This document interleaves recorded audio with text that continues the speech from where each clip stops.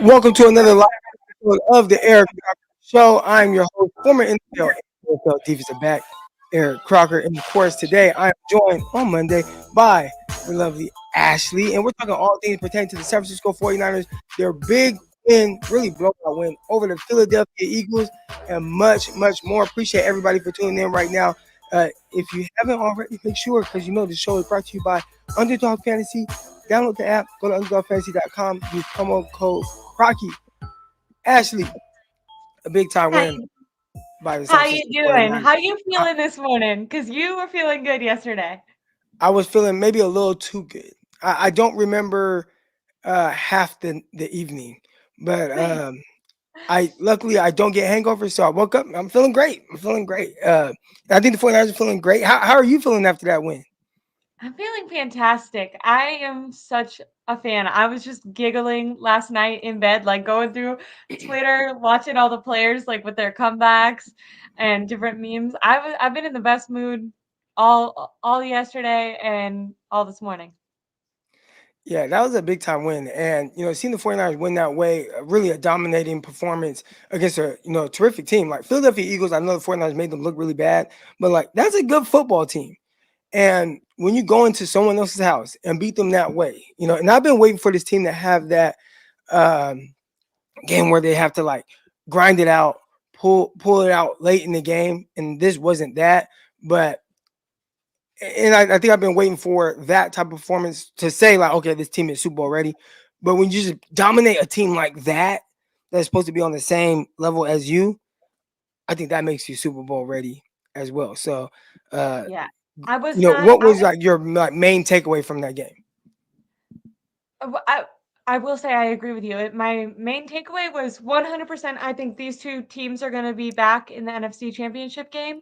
And I feel like the 49ers are going, I'm not going to say winning the Super Bowl, but going to the Super Bowl. They just, that performance was completely dominant.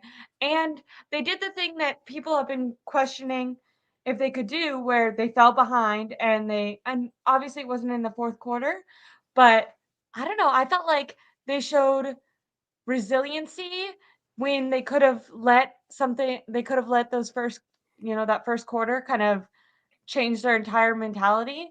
But on both sides of the ball, especially on defense, they held them in it.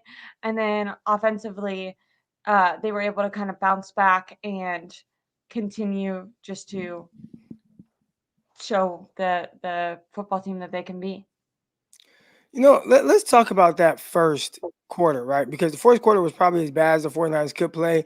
And, obviously on social media, I see everything that's going on. I'm tuned in. I see people kind of starting to hit the panic button a little bit. Oh, the 49ers are going to lose. Like, look at this first quarter. And I said, listen, man, like, after all of that, after all the downs, after, two big drives from Philadelphia, you're down 6-0.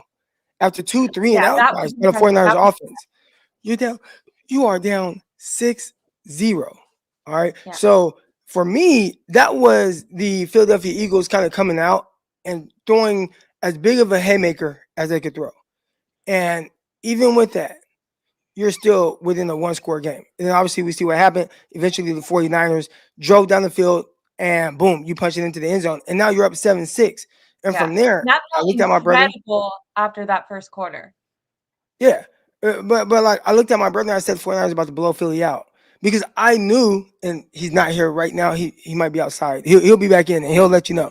All right. And that's if you see that Dodgers hat behind me, let me throw that down. Well, you won't do the Dodger stuff in this house. All right. San Francisco Giants fan.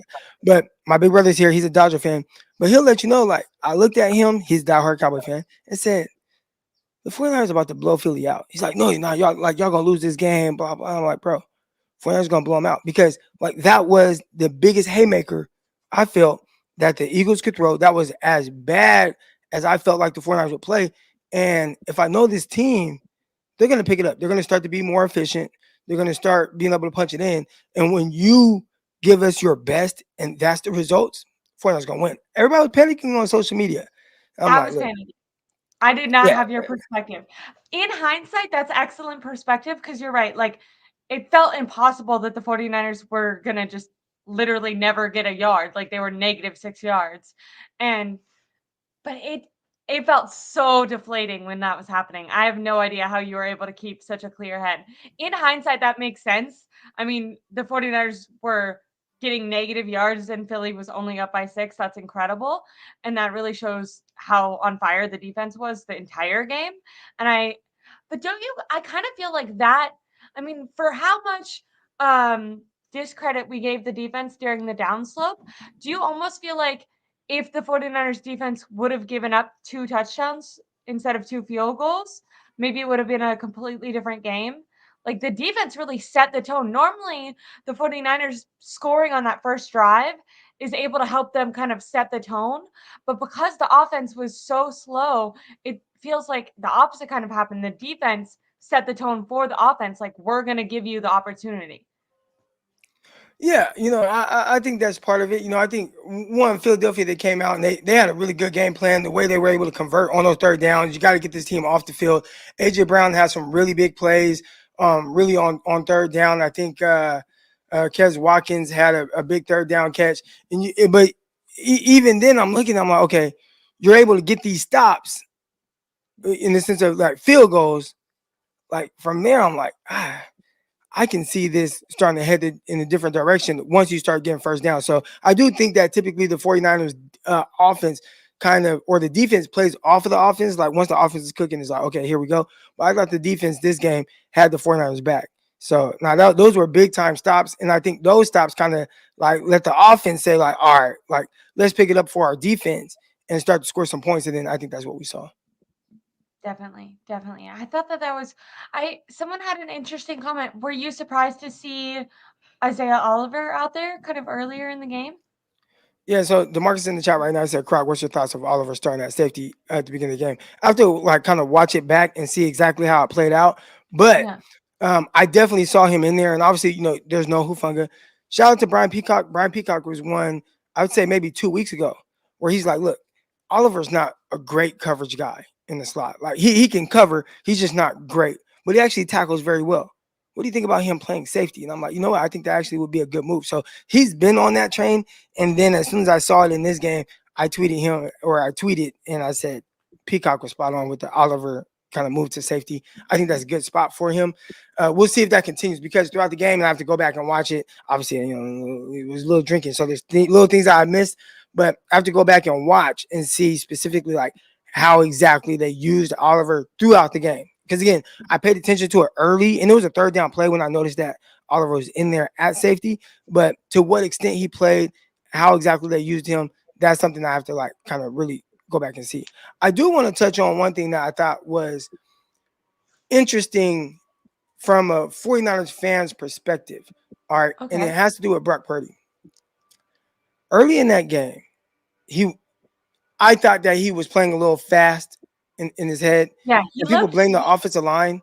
Um, I just never thought that I guess I'm trying to put it into words. When I say that I don't think the offensive line is playing bad, that doesn't mean that the offensive line has to be necessarily great, right? yeah, If you you just think think that they were that, playing how they normally would play. and one second, hold on, let me close my window because the people are coming to the yard. One second. Okay, no worries. I'll talk about Purdy. I I don't know if Crocker wants to go here, but I was thinking that Brock Purdy started. Um, I thought he started very, very shaky and very slow. I don't know if he was rattled. I think Crocker's going to say he doesn't think that it's because of the offensive line. I don't know if it was because of his injury, but Eric, you were explaining that Brock Purdy looked rattled in the very to start the game, right? They're Maybe like right by my window, but we'll rock through that. He'll be done in a second. Uh, what my thing was this, and a lot of people blame the play call. They're like, "Oh, Kyle Shanahan, you come out, you call three straight pass plays, and then on the next drive you call some pass plays. Oh, this is terrible, terrible play calling. Why would you do that? Lean on the run game. You got Christian McCaffrey, use him. We heard all of those things, right? Like I saw all that across my social media timeline, and I said, hold on, guys. If Brock Purdy is who you're telling me he is, who everybody's saying he's this great quarterback, he is this MVP caliber quarterback, he's playing at such a high level, why are you upset with the play caller for putting the ball in an MVP caliber quarterback's hands? Why yeah. are you so upset that he's dialing up things which I thought were quick game plays. Like, Yeah. okay, the NFL, what you do is you scheme up like the first 15 play calls or whatever. Like that's the like part of the game plan. You're gonna come out and it's all scripted. Like we know these are the plays we want to run early on. We're gonna see what looks we get. We're gonna do these things, and this is how we feel like we're gonna come out and attack this team to get us in the rhythm. The 49ers felt like, all right, this is the number 3 team against the run. Let's come out and let's get some quick game completions and then start to kind of get things rolling from there, which it didn't happen until like the third drive. But right off the bat, like that was how he wanted to come out and attack Yeah. this team. Which made sense. Philly was 29th against the pass. Right. So Yeah. when you look at 29th against the pass, 3rd against the run, all right, we're going to come out. Everybody thinks we're just going to lean on the run right away. Hey, let's come out here, get some quick game completions, drop back, 5-yard pass, 6-yard pass. Like it was things I could see the designs that they were trying to do. It wasn't like they were trying to throw bombs. It was just, hey, let's get, try to get guys on the edge. Let's try to, get some guys in space. And it just did not work. But I don't think that necessarily means that it's a bad play call. I think it was poor execution. And people were killing him. And it's like, you can't have it both ways. You can't tell me that Brock Purdy is this amazing quarterback, but you're so upset by our coach calling pass plays to start the game. Like, to get him in the rhythm. So from there, I know who Brock Purdy is. I'm like, dude's gonna settle down. But y'all gotta chill. You know what I'm saying? What the 49ers tried to do and come out and do did not work right away. But they're going to get in the rhythm. Like, I don't think this is be sustainable. But my biggest gripe is if you're upset by those play calls, then Brock Purdy isn't as good as you think he is. Like, that was kind of my takeaway from that. He's not the Which is guy. If you're telling me, if you're upset by your coach calling pass plays out the gate, then Brock Purdy is not who you think he is. Now, he's exactly who I think he is, a quarterback who I felt like, dude's going to bounce back. Like, he's going to be fine.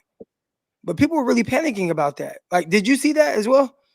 I did. I definitely saw that conversation, and I find it interesting because, but now that the 49ers ended the game so dominantly, Brock Purdy is kind of in that MVP conversation, and fans are restarting that.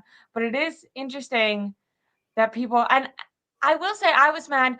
I do think even if you have like a Patrick Mahomes, you want to be able to like if the pass rush is getting to your quarterback like that, and if you visibly see that he's shaken. But maybe Kyle Shanahan, like you, had more confidence that Brock Purdy just kind of needed to ride it out and that he would snap into it. It felt like, from a more reactionary, like fan perspective, it felt like Brock Purdy wasn't going to get there on his own and that he needed help with a run game or with different play calls. Like it felt like whatever they were doing But Ash, again, wasn't. all that does is speak to what I said at the beginning. If you feel like he needs all these things Yeah. for him to be able to perform at whatever level you want him to, then he's not who you think he is. Well, And that was exactly my thoughts. I don't think I guess that makes sense. I think that Brock Purdy maybe I think Brock Purdy is who I think he is, but I think that he needs a little bit of help. But So I who do you think think that he most is? quarterbacks need a little bit of help. I think like Patrick Mahomes maybe doesn't need some help. Josh Allen needs a run game. Like he's not doing the best without a run game, you Well, know? hold on. We're So talking about they need a run game. Like throughout a game, like did you just think that, not you, I'm saying just in general, did people think that the 49ers were never gonna get to a run game? Like I obviously don't like think they that's really what never they do. would They're gonna run because the ball. It was a they few went like the plays to whole start the first game. quarter without they went the whole first quarter without getting Christian McCaffrey a touch. That was kind of weird. It was weird when you go three and out, and the opposing team has really long drives. Yeah, yeah, yeah. That like to me that was It more might the have felt you more just really didn't deflating. have the ball like that. Like how many times did we see the 49ers start a game and go back to back 3 and out drives? So that made it, and then the opposing team uses up a lot of plays and time to get down the field. Like to me, that was the part where it was probably a little bit more difficult on the offense to figure, to get Christian McCaffrey the ball. I don't think it was just, well, they didn't get him the ball in the first quarter and they just chose not to go to him. It was like, man, we tried these different things. We only had like 6 plays or whatever it was in the first The quarter. interesting thing is it's not like for the second quarter when they because it completely flipped, right? The first quarter, the 49ers had negative yards and barely touched the ball or barely held the ball for any amount of time. And then the second quarter, the 49ers had like over 100 and something yards, and the Eagles had like 18 or something and barely held the ball. But the interesting thing is, it's not like they started just, running the ball a ton in the second quarter. Like, it's really that Brock Purdy settled in because they kept passing it. Yeah. I thought Brock did a really good job of settling in, and then from there they were able to just kind of get in their rhythm, Yeah. their groove, for the rest of the game, right? They needed But like a couple. It was that drive where they just had a couple. It was like a longer drive, and it was just like back to back. Brandon Ayuk had a catch, Kittle had a catch, and I felt like they just methodically and like it just felt like okay, they have a first down. Okay, they're doing it and then like slowly when they got that touchdown, after that they were like, all right, totally on fire. But even right, that first when they started getting first downs, it felt like, okay, don't mess this up. Don't mess this up. But maybe I was just being a more reactionary fan. Maybe the whole time you were super confident. I wasn't. I feel like we haven't seen the 49ers open up a football game playing so poorly before. I feel like it makes right. sense that people were kind of like the house is on fire. Because even 1 3 and out is kind of like, oh, what's happening with the 49ers? For them to not hold the and the time of possession, like it just felt so. I think I tweeted like the 49ers aren't even in the same class as the Eagles or something. Like I was like, what are they doing? Oh, like so you went there. There were a lot of people. I saw a lot of that, and I got my brother sitting here now, and he'll tell you right when the 49ers scored and it was 7-6. What did I say, BJ? I was like, 49ers gonna blow them out. You know what I'm saying? Like, because I understood that they threw a haymaker, and that was as bad of a quarter as the 49ers will play. Now, Yeah, the biggest thing was if it's close, then what does it look like? And we still don't know the answer to that. But we see that the 49ers, how they at least respond to any type of early adversity, which was having 2 3 and out drives. Then you start to just get the ball in the hands of your playmakers. George Kittle, he had an exceptional game, big plays, big catches, run after catch. Like that was there. Obviously, Debo Samuel as well. But I definitely want to give a lot of kudos to the 49ers defense because this is a team that scores 28 points a game. And 49ers scored 28. I want to say both teams prior to this game were exactly at 28.2 points per game, both offenses. So they were spot on exactly where they are as far as points per game and the kind of offenses that they have. And the Eagles, and shout out to Chris. Chris is in the chat. I sent him the DM. He wants to come up here and he wants to kind of drill that's like good. everybody about how he felt this game would Oh turn out because he said, yeah. yeah, he said it like that. He was like, look, their team isn't good. Like their defense is not good. This is a bad defense. So I'm like, well, they're been a lot, opportunistic. I think they've done a really good job of kind of responding to some of the haymakers that other teams throw. They just couldn't do it against the 49ers. And I think that might speak volumes to like how good the 49ers can be. Like when they're on, this is as dominating of a team as there is in the NFL. Matter of fact, I mean, I think if you ask most people, even though the 49ers have one more loss than, and they had really, I mean, really three really weird Well, that's why they were losses. favored, right? Like the point differential for the two teams, the Eagles are I think we're in the negative or very low, where the 49ers are leading the league right now. So Right. even though the Eagles had like another win, the 49ers have played more dominantly. I think the reason, at least I was kind of like questioning if they were still like I didn't assume that the 49ers were that much better than the Eagles was I kind of was when I looked at the point differential, I thought that the Eagles had played maybe better competition. But in hindsight, I think They did play some good competition, but even then, like the 49ers just they're dominating wins and their style, they can play that anywhere. yeah. When we talk about kind of, and again, Chris McCaffrey, he didn't get touches in the first quarter. Even then, he still ended up with almost 100 rushing yards. I don't know how many receptions he had, but I know they got the ball a little bit, a couple times to Yeah. him in space, Touchdown. pass catches. So he had over 100 yards of offense. Had a touchdown still, Still had a touch. Like that's just which is CMC. And crazy because you're right. It felt like a quiet game from him. Like it felt like, oh, he's not really that much of a factor, and like still did incredible. yeah, I'm trying to pull up right now what his stat line was for the whole game. That was a really big win, 42-19. 49ers beat up on them. So McCaffrey had 17 carries, 93 yards.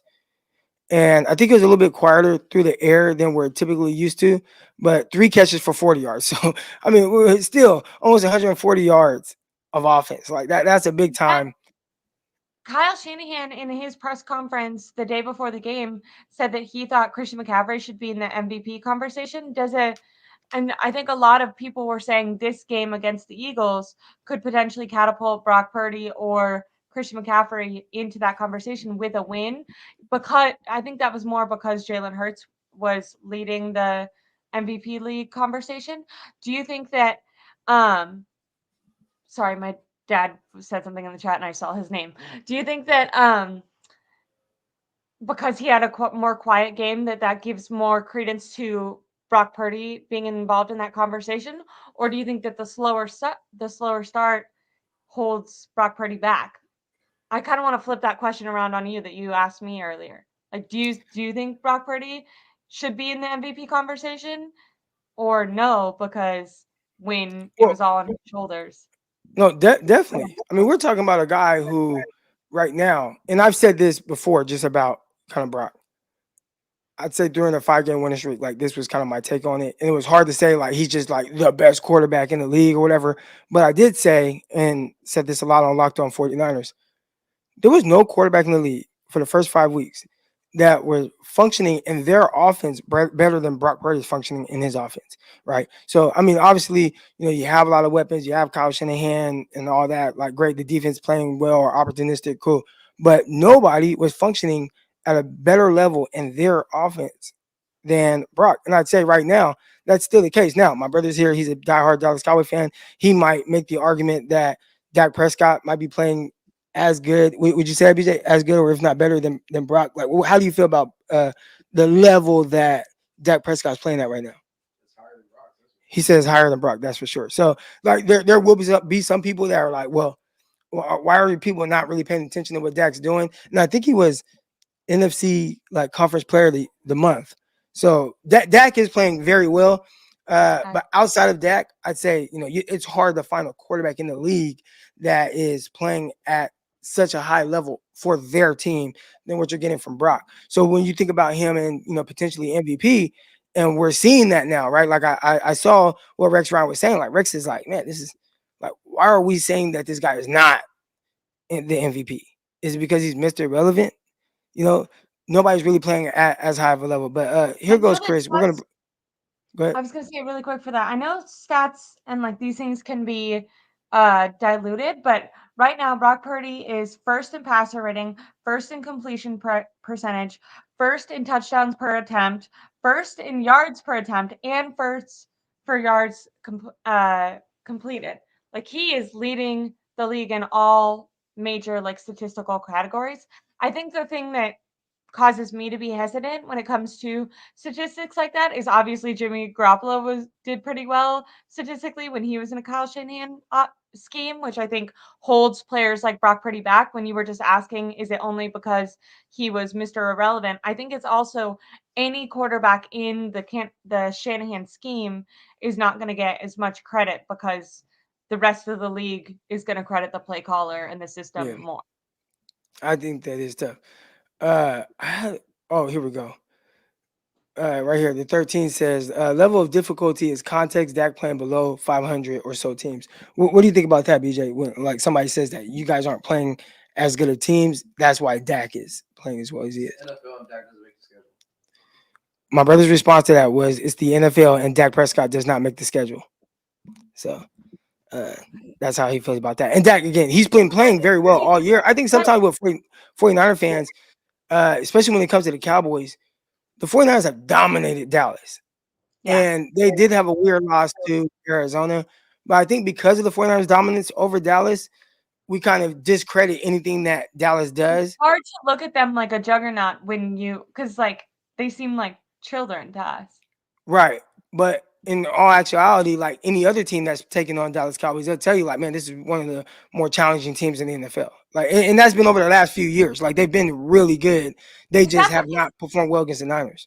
Is this just my fandom? Because like when I hear that, if like I hear a different team be like, oh, the Cowboys really give us trouble, I'm like, "Oh, you must be a bad team." Like, Yeah, you must be because, like, the Cowboys, they're sissies. They're not they're not coming to fight. They're not coming to play. that's what it feels like. Noop 1105 says, "What did Dak do head to head against Purdy?" And my thing is, and I bet Dak will tell you this as well. He's like, "I'm not He playing played against for Purdy. them. Yeah. I'm playing against the defense." And so far in the three matchups we've seen, the defense has just played dominating performances. Like that is Dak Prescott's kryptonite. The Eh, first year when the 49ers beat Dallas in the playoffs in Dallas, and I was in attendance at that game, uh, like Dak and the Cowboys, what were we, 13 and 3 that year?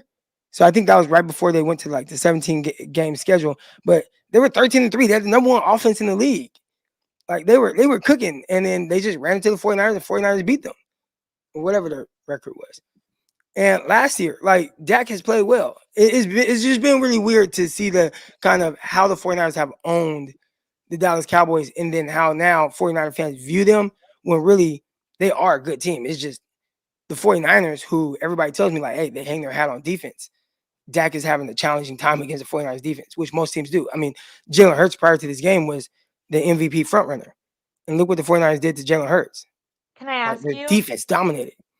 would okay, I have 2 questions, but it's kind of similar. Would you trade Dak Prescott for Brock Purdy if salaries were the same? Salaries were the same. Would you make that trade, switch them? And do you think Kyle Shanahan would make that trade? Um, If contracts were the same, player for player. no, no. But not because I think like, oh, Brock Purdy's better than Dak Prescott. I think Brock Purdy is great for 49ers offense and what Kyle Shanahan does. A lot of people talk about the offensive line, and I spoke on this last week.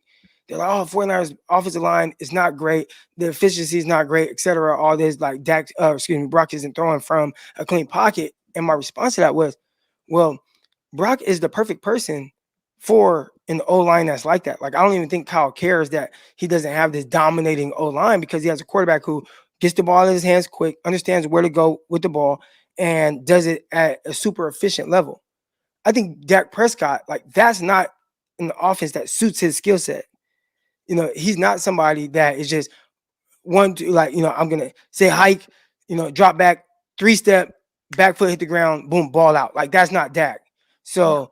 So I would say if you were, let's just say, the San Jose, I don't know. I'm trying to think of like a Sabercats, random team right? name. Wasn't it We'll say Sabercats? San Jose. No, because that's actually a real team, or was. We'll say the I don't know, North Texas Leopards, and you're starting a franchise. Would you start a franchise? Would you choose Dak or Brock? I think that team would choose Dak over Brock.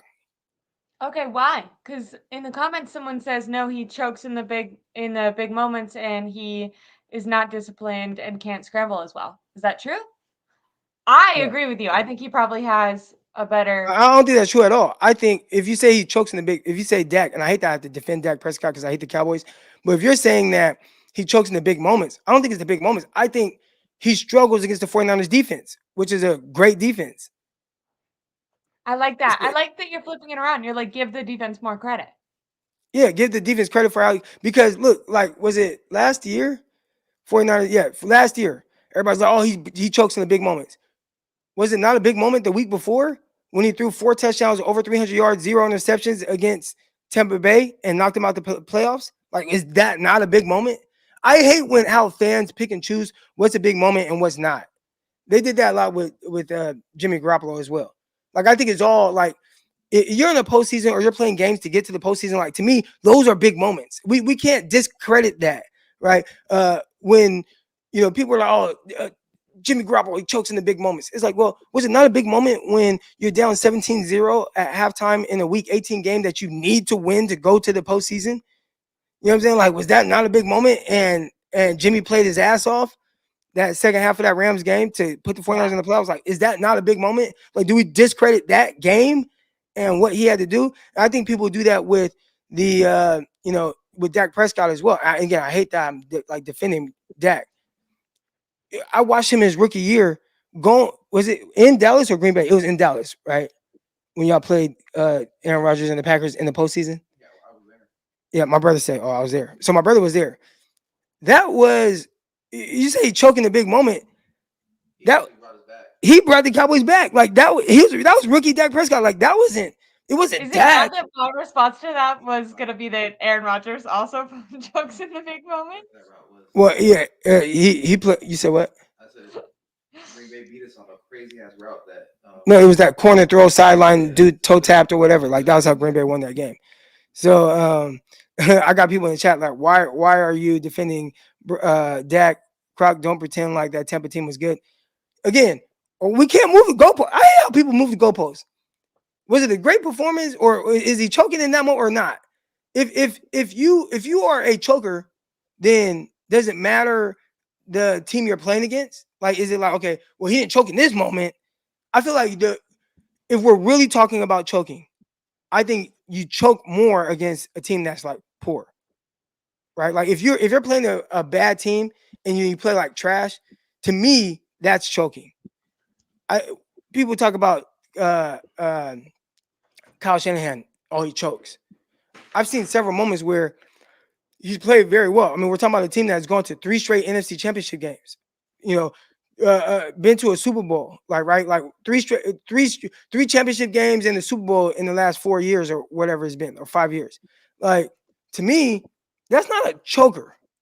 That's somebody that man, when it's good on good, man, we're doing great, and then this team got the better of us on this day.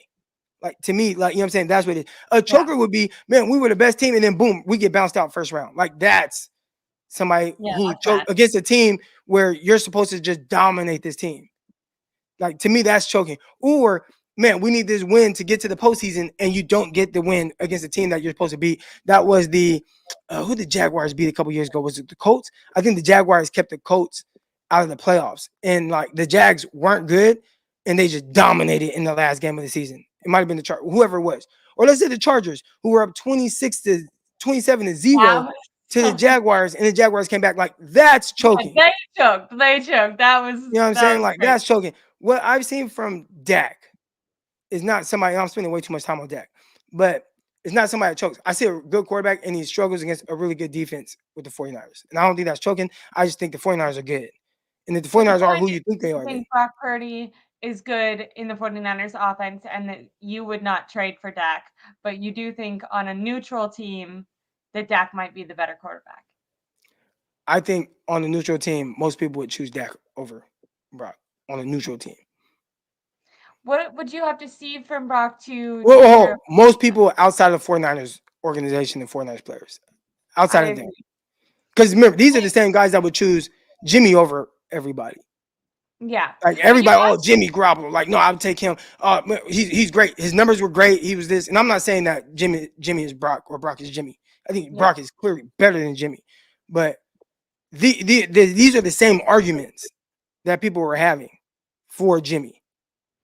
No, you are seeing way more like mobility and he's also getting the ball down the field, making like multiple 40-yard throws last game or last night, I think.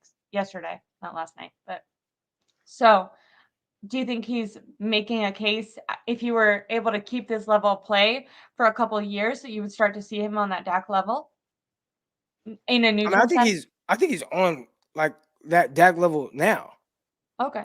You know what Okay. I'm saying? Like I think he's right there. You know what I'm saying? Yeah, And yeah, again, yeah, a couple more seasons of like just doing this, I think you would have people lean more towards Brock over a guy like Dak. But I think if you were just to say right now, because yeah. some of the things that you said earlier, like how people kind of view Brock on, just the team and the play caller and all those things, I do think it's a like a great marriage between a quarterback who plays a certain style of football and how that matches with how this is not just and real quick, I know I got Roscoe's waiting right now, my guy Chris.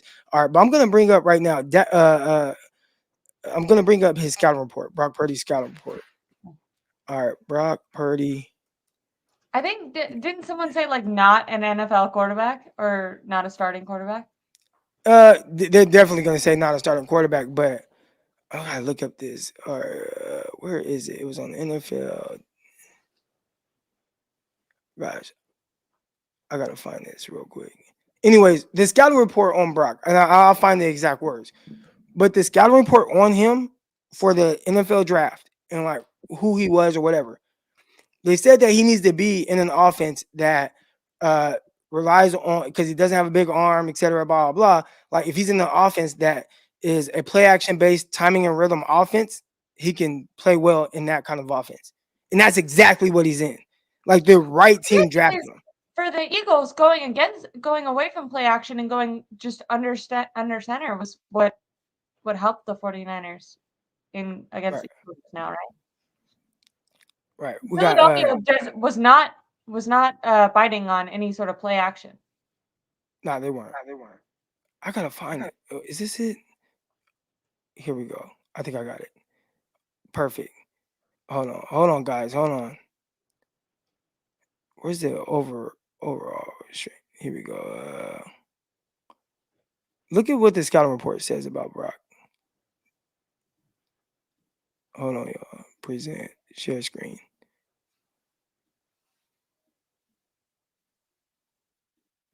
All right. Strengths: 4-year starter and team leader. Different quarterback when he finds his rhythm. And I'll kind of try to zoom in on these things. Here we go. All right, different quarterback That when he one finds his still rhythm. seems true. Different quarterback when he finds his rhythm. I feel like I All right. still agree with that. Makes his way through progressions.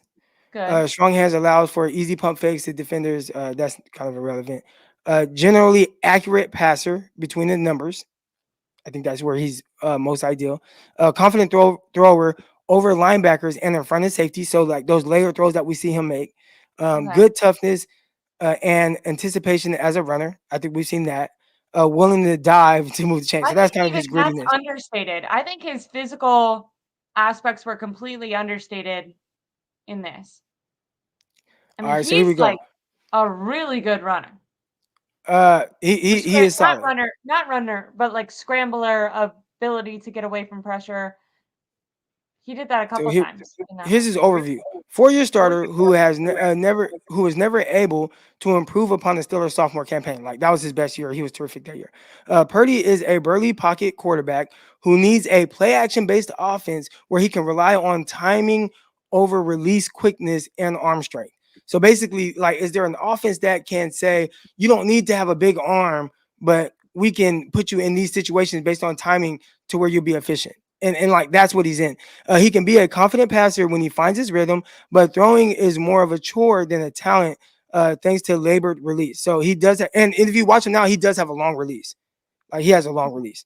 A lot of people talked about like kind of Trey Lance and how he brings the ball back. Yeah, Like Brock, his release is actually a little bit slower, but it doesn't matter because he's so good with anticipation. All right. Certain areas of the field will be off limits as he makes as he moves up to take on the NFL talent. He's a scrappy runner, but not dynamic enough to make up for his shortcomings as a passer. So basically, what they're saying right there is, I you think know, that last line is not true anymore. I think that last line he has proven that, and this is part of most people, most draft people, like they always have to point out your weaknesses as well. And Of I course. think that it's on the player to overcome those things. Jamar Yeah, yeah, Chase. I thought Jamar Chase was not great with creating separation. I was like, dude doesn't create separation. Guys get their hands on him far too much at the line of scrimmage. And what Jamar Chase did was say, like, okay, yeah, that might be a weakness of mine, but I'm going to be so good at these other areas that it overshadows what my weakness is. yeah. And I think that's what Brock is doing. I think Brock uh, I think that he is so good at these other areas that it overcomes whatever shortcomings he has as a passer. Exactly. And it does feel like he's improving on some of those, like, he definitely still has shortcomings, like, he's not making a 70-yard bomb. I think even Kyle Shanahan said that in a press conference, that Brock Purdy wasn't, gonna be able to do that, so there's no denying that. That's not like a diss to him, that's just, a fact. But I do think he's potentially more arm talented than I gave him credit for. I think each week he kind of surprises me with his physical ability, if that makes sense. Right. Right here, outside the echo chamber says Puka is a perfect example. Puka Nakua, the receiver for the Rams. Like he's a good example of that. Like because you're a scout, like your overview, it might not be wrong, but it's on you to improve on whatever your strength is. Make it Like so good that your weaknesses. make it so good that it overshadows whatever your weakness is. And I think that's exactly what Brock is doing. Uh, and let's bring on my guy now. He's been waiting patiently, talking about overshadowing a weakness and making these a strength. We got Chris Roscoe's coming on now. Chris, how you doing? What's up, Croc? Can you hear me good? Yeah. You're good, man. You sound good. I want to say this because I heard y'all talking. The reason why the Eagles didn't bat on no play action fakes because I don't think the Niners ran any play action fakes. If I recall, I'm almost 98% sure Well, that's what I was saying. you I didn't think run no play action. they went away from that and just did straight dropbacks. 3 to 5 7 drop. They step backs. Yeah, I don't think we ran any play action passes, which was surprising because I was like, okay, here comes play action. Here comes the play action, especially because we were successfully running the ball on them, which I did say the Eagles gave up over 160 back-to-back games, but nobody wants to believe me. So let's get into it. Let me see if people can hear this. I hope I didn't see Case 49 in here. I did see Eric Dane in here who took up for him, and I've seen what is it no eye test sports or whatever. I've seen him in here, but let's just go back to it because people want to talk like they know football. Again, this is why we have to correct these casuals because I'm tired of it. Let's go to some let's replay something for y'all. Come on, man. I grew up with Michael Vick. I know football. You know what I'm saying? So this whole casual stuff, we're going to throw that out the window right now. But what I wanted to say is, how you going to say that defense is trash? This team is 10-1, man. You don't make it to 10-1 with a trash defense, man. You want to know why they're 10-1? See, this is why. And we'll just go to the next one. Anybody can come up with numbers to fit your narrative. But then, wait. Did I just not explain to you? At the end of the day, we're going to see what happened in this game, and we're going to see it's not going to be a blowout because the Eagles are not chumps. You know what I mean? For you to sit there and just, disrespect them like that, you know what I'm saying? You don't know much about football either. Okay. Your defense Where are the takeaways? They're ranked in the 20s. They're not good. We don't even know. We don't even know the answer. Hey, wait. We'll have to see about the that. Niners scored 30 points on them, and the Niners win. I'm going to come back here, and I'm going to call you a casual. Whatever, man. You don't know ball. Oh, man. When the Niners scored 30 points, I'm going to come back here, and I'm going to call you a casual. Listen, folks. Numbers do matter.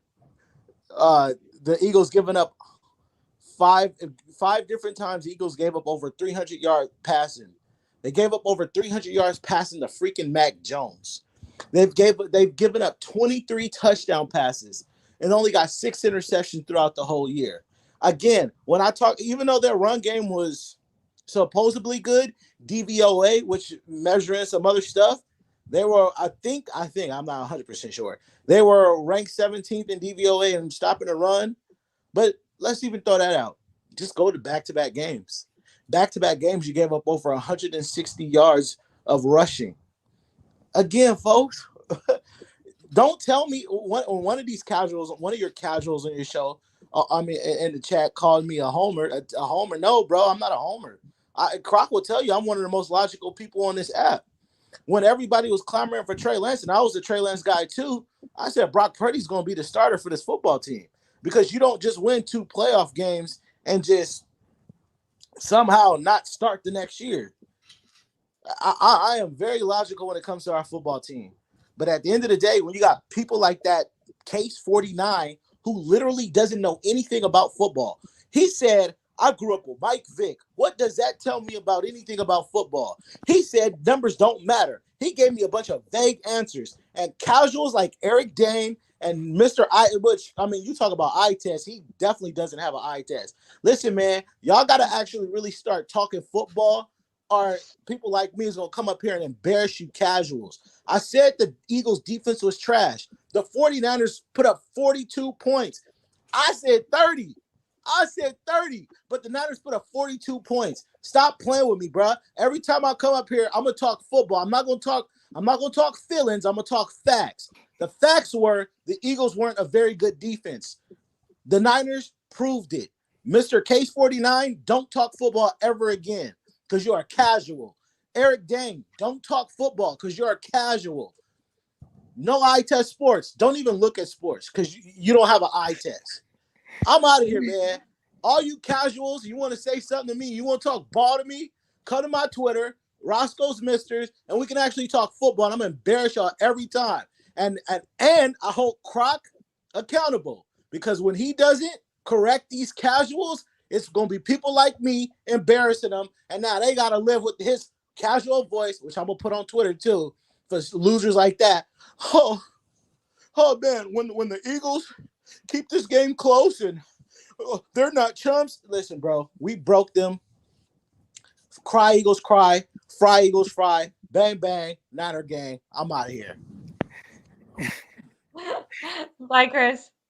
Shout out to my guy Chris. All right. That Eric was Eric did comment in the chat. He said, "Who the f is this clown to tell other people not to talk football?"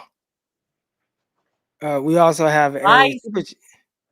super chat here, and shout out to my guy, the bad guy. So the bad guy, he's on Twitter. If y'all haven't been on Twitter and kind of seen him, he's actually a big fan of he's a big fan of Garoppolo on the offense, big fan of Brock Purdy in the offense. Was not as high on Trey Lance, so he gives his takes, and I think he does a really good job at that. Philly guy, he's an Eagle fan and all that, but he's saying good game to the 49ers and giving them their props for the win. So shout out to the bad guy. Appreciate the contribution there, and definitely appreciate your contribution to Twitter and everything that you bring on there. So what Parker, are the 49ers? Go ahead. I wanted to ask you really quick about I just felt like we didn't touch on him and he had such a good game. Before you moved on, I wanted to ask you about Ward. I felt like how did you feel like Ward did against AJ Brown? Because AJ Brown got some off on him, but I felt like he held up really good. They did the same thing they did against Seattle and they had him kind of follow him for most of the game. How did you feel about that secondary? Ambry Thomas did good. I don't know. I thought that during the low streak, we kept saying the pass rush really needed to make an impact for the secondary to be able to perform. In the last game, don't you I felt like the sacks were more coverage sacks. Like I thought the secondary really held down the defense. Um, obviously No, they I weren't. think they did a terrific job with quarterbacks like Jalen Hurts. The one thing that you want to do is rush with good like lane integrity. And my brother and I were, and my boy, bro Donald, we were watching the game, and I was like, they were like, man, like, why does he have so much time like that? And I'm like, well, you have to rush quarterbacks who scramble a certain way. Like the moment if you try to freelance and let's say Nick Bosa, he pushes and he spins a certain way inside. Now the quarterback can break the pocket and scramble for 10 yards. So you want to kind of eliminate that and kind of push the pocket to close in on the guy so that now and even if he like late in the down, which we saw, guys like still kind of pushing. It's kind of going Yeah. slower and slower. And he looks like he has a bunch of time, which he does, but you just want to make sure that you don't let him beat you with his legs. So I thought the D line did a really good job of that, not letting Jalen Hurts beat them with his legs. Okay, I like that distinction. I didn't understand exactly why that was happening, but that makes so much sense.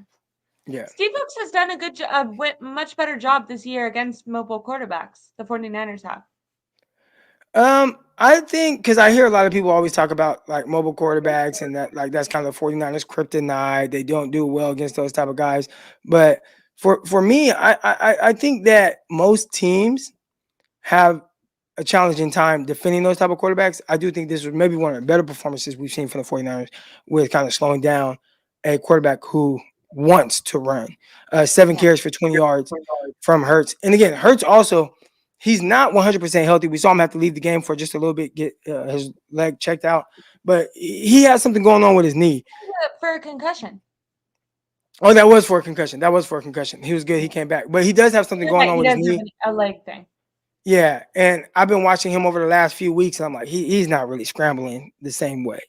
And if you look, he has kind of like this little knee sleeve on, like a knee brace sleeve thing. It's not like the big bulky knee brace, but he definitely has something on his knees that because he has something going on there. So definitely not as not as elusive Dangerous. or dynamic of a runner as he kind of can be, and even then, he's not a speed runner. He's just more of a decisive, skilled runner as opposed to like speed. Like so, um,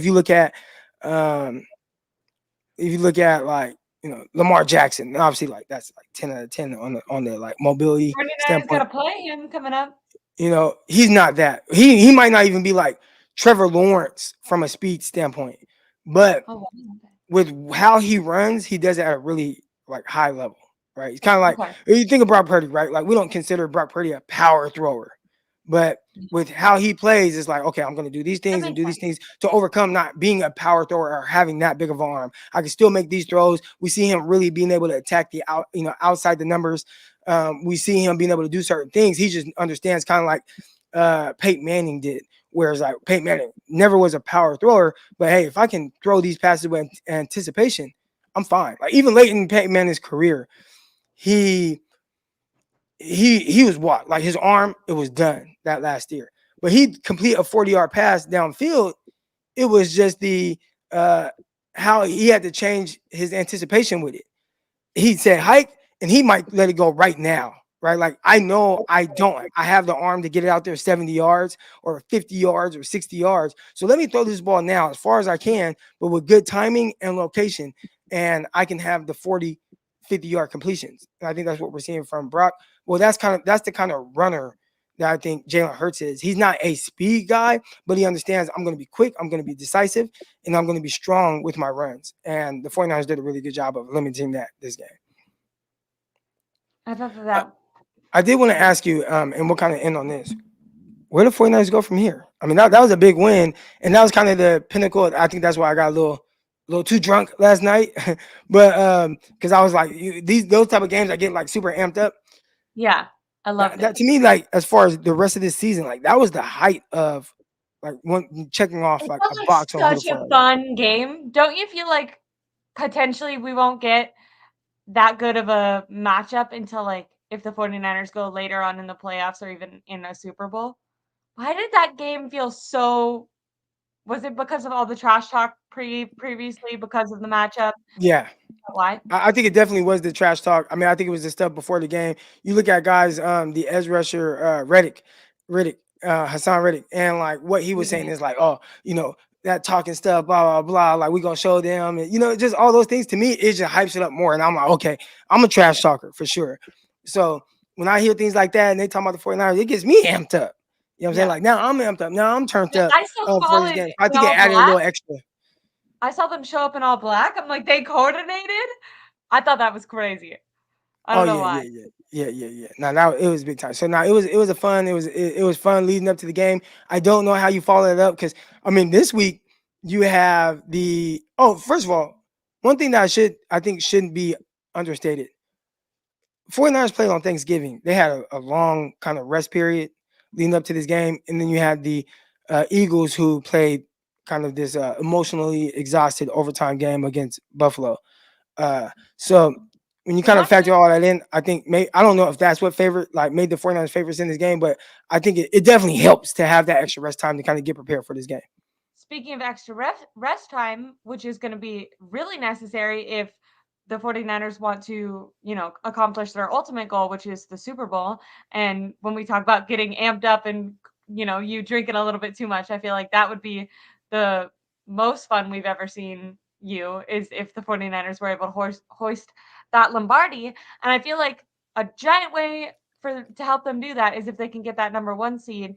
Philadelphia is going against the Cowboys, who also are they coming off of a longer rest time as well? Yeah, they Because just played back to back they just Thursday played night games. So yeah. So if the Philadelphia Eagles, maybe you can ask your brother, if they lose to the Cowboys and the 49ers win, do you think the 49ers can win out? How do you feel? Do you think that they can get that number 1 seed? How do you feel if you had to guess? definitely. I think when you look at the 49ers and I mean, just think back to last year and kind of how they close out the year. This is a team that definitely has the potential to run the table. When they're playing well, it's going to be hard to beat this 49ers team. Like they're loaded. They're really good offense, defense, playing at a high level, scoring a ton of points, but giving up the least amount of points in the NFL. So if there is any team that can like realistically run the table and finish out like on a high note and get that number one seed, it's the 49ers. So the Eagles, they ain't going nowhere. They're playing a lot of close games. I know for the 49er fans, we wish that maybe one or two of those would have went a different way. So the 49ers have a little bit easier path to getting that number one seed. But I think Dallas Cowboys, going and playing. I think that game is in Dallas, right, B? Yeah, that game's in Dallas. So I think Dallas is going to be up for that. I'm excited for that game to kind of watch some good football. And hopefully hopefully the Cowboys come out on top in that game. And it'll make things interesting. Weird thing to say. Could you still have other teams like the Detroit Lions?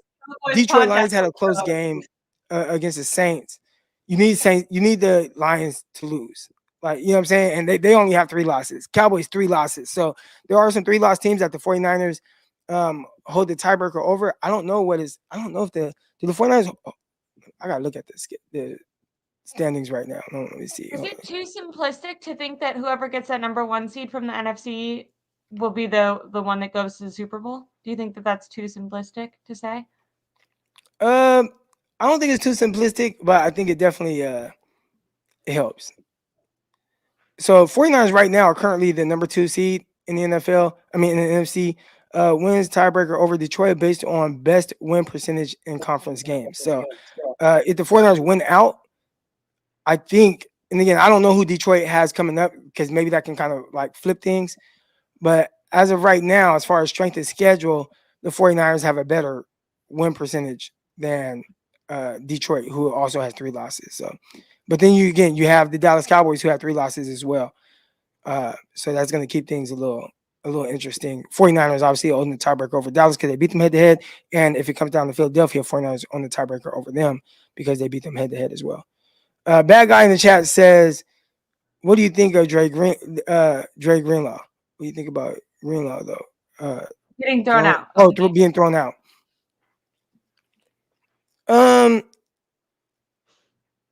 Dre Greenlaw, I say this all the time. He reminds me a lot of Draymond Green. They are a guy that are going to toe that line.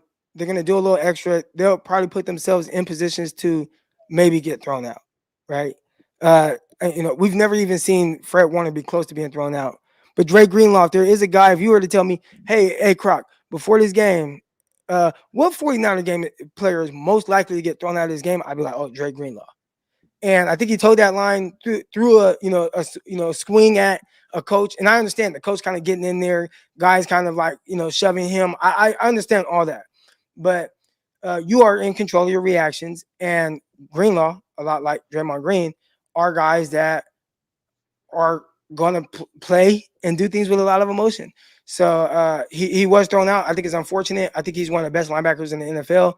49ers definitely have the best linebacker tandem. I think you're better with him on the field than him being out. Like, you need guys like him on the field. I think you need his attitude. I think you need the way that he plays the game, and I think he kind of like brings everything with the defense full circle.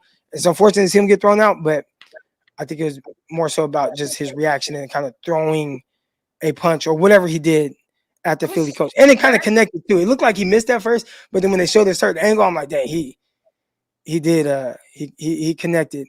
So I think that it was justified to throw him out, but his reaction was justified based on guys kind of like, trying to like shove him off of Devontae Smith and stuff like that after he slammed him. So I see DJ Level says that was not he, or hold on, he said I'm done with Greenlaw. What the heck? Oh damn, I don't know about that. Roscoe said that was not a swing. I agree with Roscoe.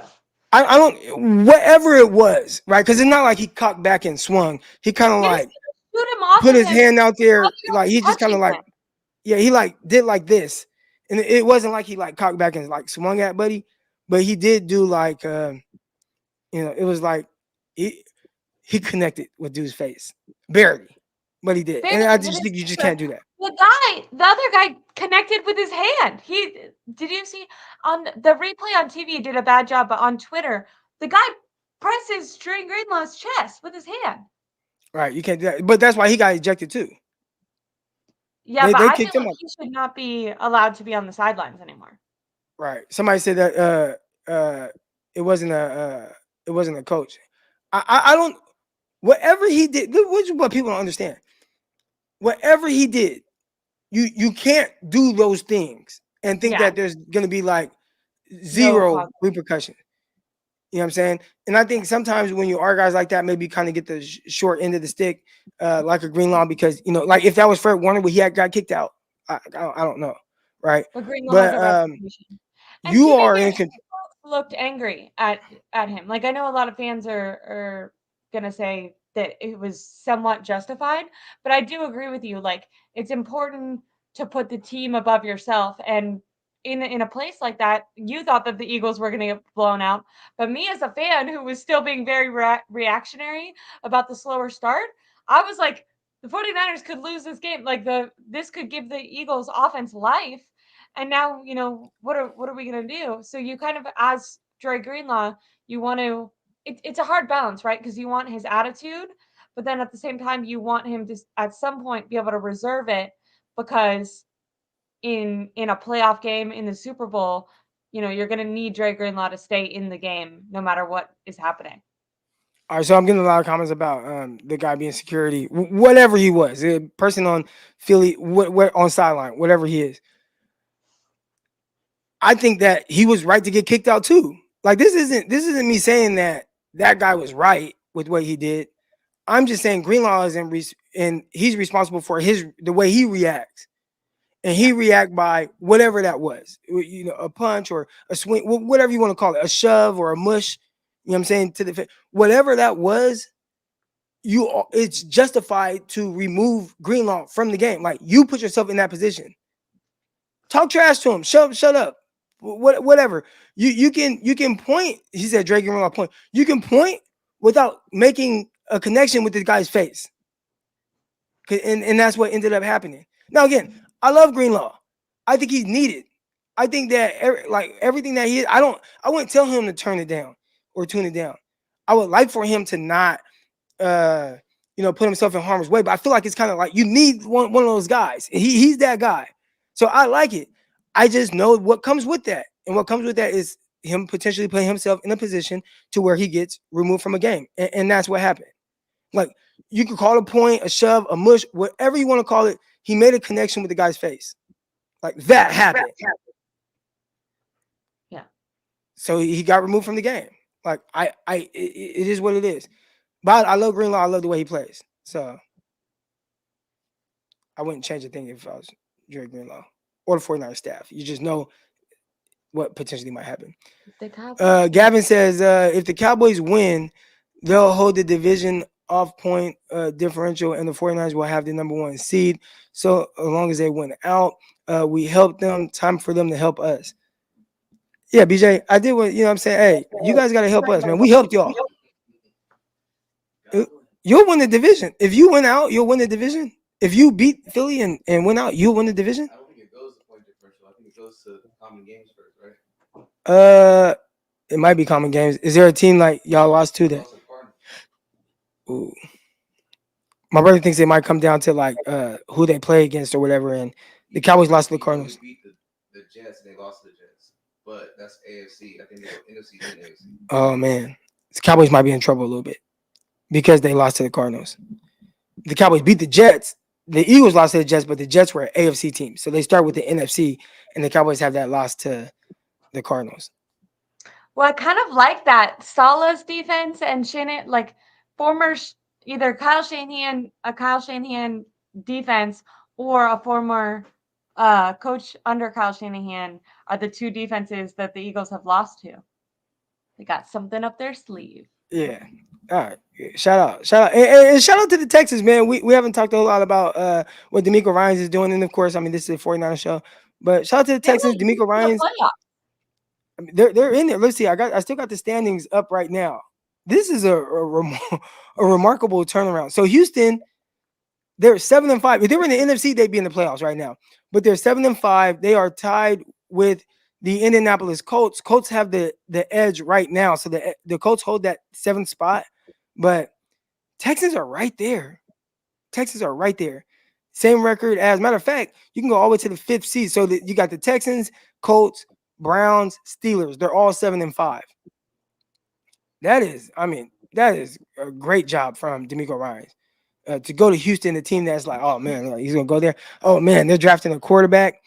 And my thing is with drafting quarterbacks, I think rookie quarterbacks get coaches fired. Like new coaches, right? Like I would not, if I were a head coach, I would not want to start off my coaching career, head coach, with a rookie quarterback. And he just got the right one because CJ Stroud is playing really good football. Even when he doesn't play great, I think it was one of these games they just won, but he threw like 3 interceptions. So that's not great, but they still figured out a way to win the game. Shout out to D'Amico Ryans, man. He's doing a great job. He's doing a great job. All right. Yes. I'm looking at the chat. I see everybody says that clown of a coach was asking the refs to throw him out on live television. That's the team he could solve. Yeah, I saw that. Their head coach. I actually, there's something about the head coach I don't like. I like competing against guys like that, but I just, there's just something that makes me want to like, I just hope 49ers dog them. And great win. Great win. When they talked about before the game, like, oh, he was playing highlights of everything that the 49ers were saying and all that. I'm just like, man, kick their ass. I can't stand this coach. But I like that. To me, it makes matchups like that more fun. So shout out to the 49ers for handling business. So now I can go on Twitter today and just troll. I'm just going to troll all day. Troll. Like, I'm just going to That's post my things about favorite. That's my favorite. When you go off like that, it's my favorite version of you on Twitter, to be honest. I had my brother here, man. We were in Philly, man. I the one thing I can't stand is, and we'll end on this. I keep saying we'll end on this, but we'll really will end on this. The one thing I can't stand is people thinking that like there ain't tough guys everywhere. And I don't even consider myself like just this tough guy. But if you try me, then you'll get a different version of me than that I, typically like want to project. And when we were in Philadelphia, they tried me, man. Like they said that all these things they were going to do to me, man. They're going to throw batteries at me. They're going to beat me up if I'm talking trash in the stands. They're going to do this. They're going to do that, whatever. And I went. So now it's like, all right, you got to show me. And they didn't do a damn thing. And I saw other guys. I got some videos of guys talking trash in the stands. They ain't do nothing. So they pick and choose who they want to, challenge or beat up or whatever. However, they got this reputation.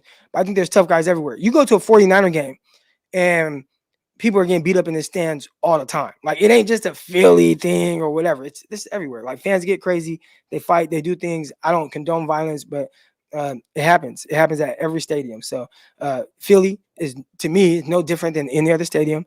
They might be more disrespectful with throwing things. You know what I'm saying? They might, Words. throw Yeah. snowballs. I saw them like I saw a video of them one time. Like you have 49er fans sitting in the stands and they were like throwing snowballs at the 49er fans. Like, you know what I'm saying? They might do things like that, but it ain't do nothing to me. So, They got like anyways, little kids that are like flipping people off and stuff. I saw that. Like, come on, man.